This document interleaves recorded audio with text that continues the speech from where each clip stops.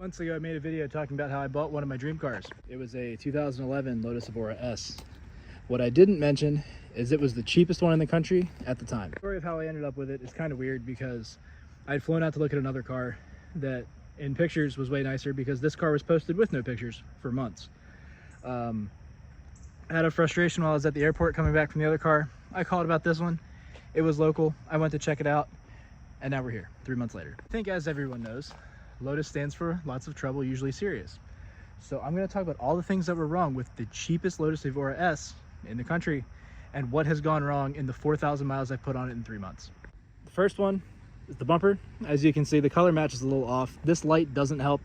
If you hit it with the sunlight, it is perfect, and at the right angles in the daytime, it is perfect. But with a metallic gray like this, without blending, you're never going to get a panel-to-panel match. It just is what it is. Not a painter, but I do know enough. And there is some damage to the bottom of the bumper that you can see there that is very minor, and it was one of those things that I didn't notice until I saw it later. That's really not a big deal. They repainted the bumper because they said there was some fiberglass damage, so I guess there was more that wasn't fixed or was fixed and they left that there. I don't know what the story was, but I want to drive the car, so I'm okay with the bumper not being perfect. If something really happens to it or the paint really starts to bother me, I'll put a GT front end on it, or a GT 430 or whatever front end. Why not get rid of the happy look, put a newer updated bumper on it? Not a big deal. Thing that is frustrating and it's been hard to get the part is this trunk carpet was ripped off at some point and never reattached properly. Not the end of the world, but inconvenient. The part is cheap. It's been on a long-term back order from Lotus. I understand that is very common with Lotus ownership. It's not hard to get things, but you do have to wait for it. Minor damage to the wheels where tires have been changed.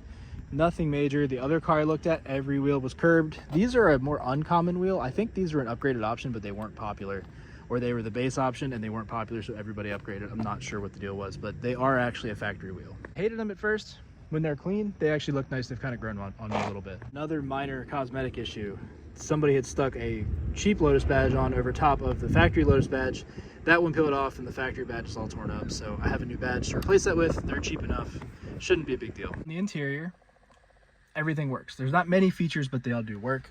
The factory radio had been damaged. They replaced it with a Kenwood. This is a very common thing for Lotus people to do because it gives you CarPlay. This trim piece was damaged. Not sure what the deal was there. I got a carbon fiber replacement that was cheap enough, so not a big deal. But that's really it. Everything in the interior works. The leather is all in good condition, even being as old as this is and having the mileage that it does. It does have almost 44,000 miles now. I bought it with 40,500. So that's not an insignificant amount of mileage for me to put on it. But yeah, everything back here has been fine so far. It's had one oil change. That was kind of a pain, but not a big deal. Removing all the under tray does take some time. The thing that is actually wrong with it, the trunk or hatch struts, whatever you want to call them, they are actually worn out enough that they can't pop the trunk open when you hit the trunk release on the inside. So it'll hold the whole thing up without issue, but if I were to go in there and push the button, it won't open. Somebody has to pull up on it as I push the button, so the only way to open it is with the key. A couple other minor things that are wrong. There is some wear on this bolster. The car's got 40-something thousand miles on it, and with this situation, I'm not surprised a lot of people are going to drag their body across that. My Corvettes look way worse with only a little bit more mileage. The other thing is this tweeter is dented, which is strange, but it's dented enough to make a crack there, so that's interesting.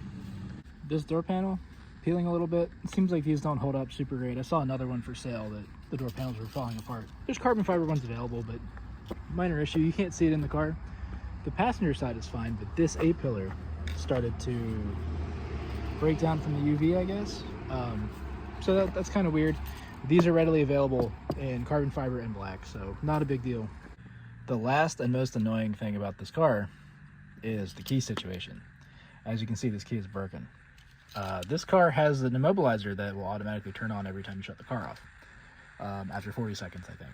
There is no way to disable that feature, so if your key is broken, it's pretty much, it's not impossible to start the car, but there is a very drawn-out procedure you have to do to start it, which is very annoying.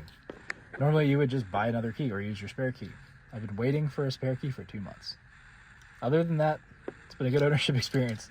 Nothing's really broken. The car definitely has some quirks, but it's not bad. There hasn't been much wrong with it. I've put 4,000 miles on it, haven't broken anything. I really could not be happier. So thanks for watching. More Lotus content coming soon. Let me know what you think in the comments, and I'll see you guys next time.